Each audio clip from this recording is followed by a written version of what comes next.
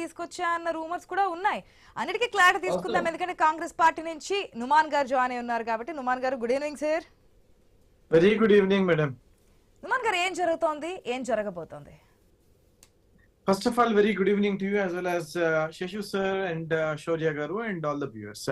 So ఏదైతే మనం మాట్లాడుతున్నాం మేడం, తదుపరి కార్యాచరణ ఏదైతే ఉందో జరుగుతున్నటువంటి అంశాల గురించి మనం మాట్లాడుతున్నాం. But before that I would like to emphasize కొన్ని విషయాలు నేను మాట్లాడదలుచుకుంటున్నాను. ఏదైతే రిప్రజెంటేషన్ ఆఫ్ పీపుల్ యాక్ట్ కి అనుగుణంగా ఒక రాజ్యసభ నామినేషన్ వేయాలనుకున్నప్పుడు, పార్లమెంట్ కోసం నామినేషన్ వేయాలనుకున్నప్పుడు ఆర్టికల్ 84 క్లియర్ గా చెప్తుంది మనకి, వారు ఇన్నోసెంట్ అంటిల్ ప్రూవెన్ గిల్టీ అని చెప్పేసి. ఇక్కడ ఒక ప్రైవేట్ పిటిషన్ ఆధారంగా వారు ఒక రెస్పాండెంట్ మాత్రమే, ఇది క్రిమినల్ కేసు కాదు, ఓన్లీ సమన్స్ మాత్రమే వారికి జారీ చేయడం జరిగింది. వారు చెప్తూ ఇందాక మాట్లాడారు, ఫామ్ ఫిల్అప్ చేయలేదు, ఇది డిస్క్లోజ్ చేయలేదు, అందుకని ఇది జరిగింది అని చెప్పేసి. Let us talk how many of the people that are sitting today in the Lok Sabha or in the Rajya Sabha have the criminal cases. Let us see how many, what is the percentage of the people. నేను Meenakshi madam గారి గురించి నేను మాట్లాడుతున్నాను అని అంటే వారితో అన్యాయం జరిగిందని చెప్తున్నాను.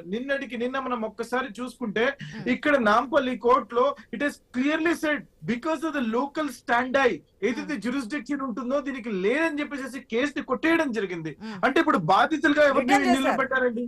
ప్రజాప్రతినిధుల కోర్టుకి రిటర్న్ చేశారు.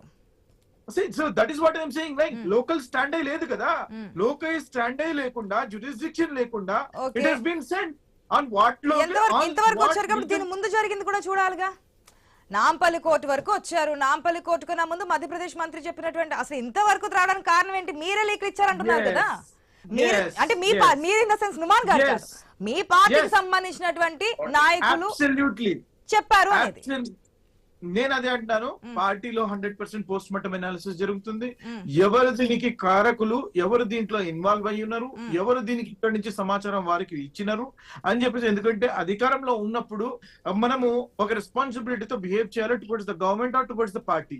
రెండు కూడా చేయకుండా ఇష్టం వచ్చినట్టు ఈ రోజు ఇన్ఫర్మేషన్ ఇచ్చి అనవసరంగా రద్దంతాన్ని సృష్టించింది ఎవరు అని చెప్పేసి. Intelligence no, this is not స్వేచ్ఛ అండి. వాట్ ఈస్ స్వేచ్ఛ? You tell me. Freedom of expression, freedom of speech, మాట్లాడే స్వేచ్ఛ, మాకేదైనా అన్యాయం జరిగినప్పుడు చేసుకునే స్వేచ్ఛ. లాస్ట్ టైం మిమ్మల్ని ఒకటి అడిగాను నుమాన్ గారు, ఏ పార్టీకి లేనటువంటి స్వేచ్ఛ మాకుంది, ఏదైనా అన్యాయం జరిగింది, నాకు ఏదైనా అనుకున్నది జరగలేదు అనుకున్నప్పుడు బహిర్గతంగా చెప్పేది కానీ, లేదంటే మాట్లాడడానికి కానీ స్వేచ్ఛ మా పార్టీ ఉంటుంది. ఇది బహిర్గతంగా చేయలేదే, ఇది ఒక కుట్రపూరితంగా చేశారే. నేను అదే అంటున్నా. నేను there is a conspiracy behind this. There is a conspiracy behind this and the right people will be identified and party will take a certain action. There is no doubt about it. నేను ఒకటే విషయం చెప్పదలుచుకుంటున్నాను. Article 34 కానివ్వండి, article 14 right, ప్రతి ఒక్కరికి equality before law, అది లేకుండా మీరు ఇష్టం వచ్చినట్టు చేశారు. ఇది ప్రజాస్వామ్యంలో పార్టిసిపేటివ్ ఫార్మ్ ఆఫ్ డెమోక్రసీ ఏదైతే ఉందో దాని యొక్క స్పిరిట్ ని మీరు తూట్లు పడుస్తూ ఈ రకంగా మీరు ఎన్నిక చేయడం జరిగింది. దిస్ ఇస్ సీట్ చోరీ అని అంటున్నాను. అంతకు ముందు ఓట్ చోరీ, ఇప్పుడు సీట్ చోరీ. ప్రజాస్వామ్యాన్ని ఎటువైపు తీసుకెళ్లదలుచుకుంటున్నారని చెప్పేసి నేను బీజేపీ వారిని ప్రశ్నిస్తున్నాను. నేను వారు ఎలక్షన్ కమిషన్ ఆఫ్ ఇండియా వీరి చెప్పు చేతుల్లో పెట్టుకుని ఈ రకంగా వ్యవహరిస్తున్నారు. Please do not do this. ఇప్పుడు యాక్షన్ తీసుకుంటే నెక్స్ట్ టైం కాస్త భయం వస్తుంది, లేదంటే ఇట్లాంటివి ఏదైతే చేరవేస్తున్నారో చేరవకుండా ఉండడానికి అవకాశం ఉంటుంది అనుకోవచ్చు. ఇప్పుడు మీనాక్షి నటరాజన్ కి తెలంగాణ నుంచి రాజ్యసభలో చోటు కల్పించబోతున్నారు, రీప్లేస్ చేయబోతున్నారు మరొక పర్సన్ నుంచి అంటున్నారు. దాని గురించి కూడా క్లారిటీ తీసుకుంటే దానికి